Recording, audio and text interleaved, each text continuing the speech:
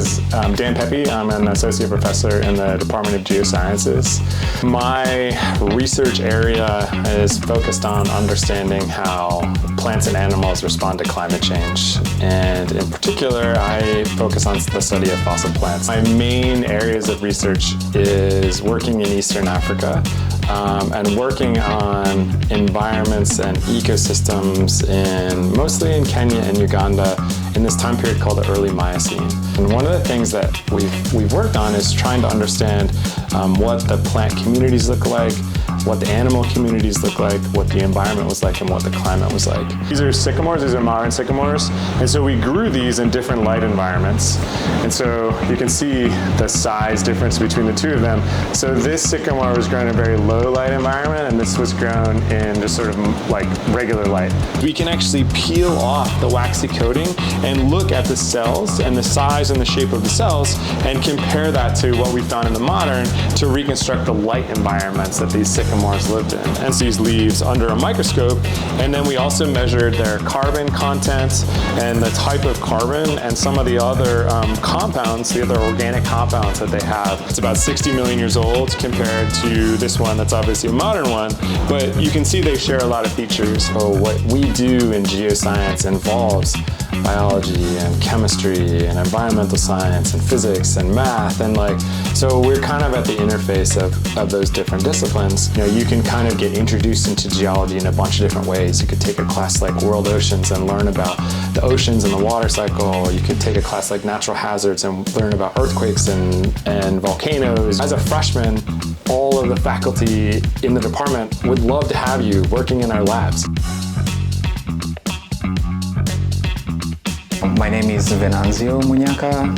I'm a third-year PhD student here at Baylor. My research is on paleobotany, where I collect Miocene leaves from East Africa. My research is broken down in three independent projects. Most interesting aspect that we're seeing with the vegetation around these low latitude sites is that mean annual temperature is not a major driver on the sizes of the leaves that we're seeing. And of course, this change when you look at it globally, when you're shifting to higher latitudes and pretty lower latitudes, you start including the temperature aspect. But for these specific sites, what we're seeing is that mean annual precipitation is the major driver of the leaf physiognomy. So these are some of the collections that I have done from East Africa.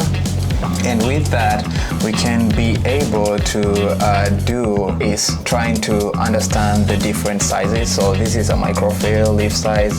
So this is showing you that we have a big population of leaves that are pretty big. We can be able to reconstruct the mean annual precipitation and mean annual temperatures. My name is Cerna. I am a senior geoscience undergrad. I'm here because I wanted to do research. There was a research opportunity. I wanted to help out. Totally biased. I grew up being obsessed with dinosaurs and fossils. I essentially never grew out of that dino phase.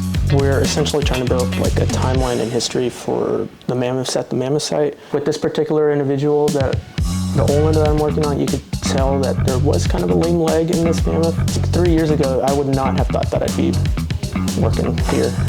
Rather than working on a mammoth bone, I was asked to help prepare a bison vertebrae, and whatever pieces I did not use in that bison vertebrae potentially could be used in one of the mammoth bones that are being worked on. So, throw yourself out there, try and find an opportunity. And I luckily got paired up with Dava Butler, who is an incredible, mentor. And she pretty much helped put me on, gave me this opportunity to help out with her research. My name is Dava Butler, and I am in my third year of my doctoral studies. I'm working on a PhD in geology here at Baylor. I work with paleoecological proxies.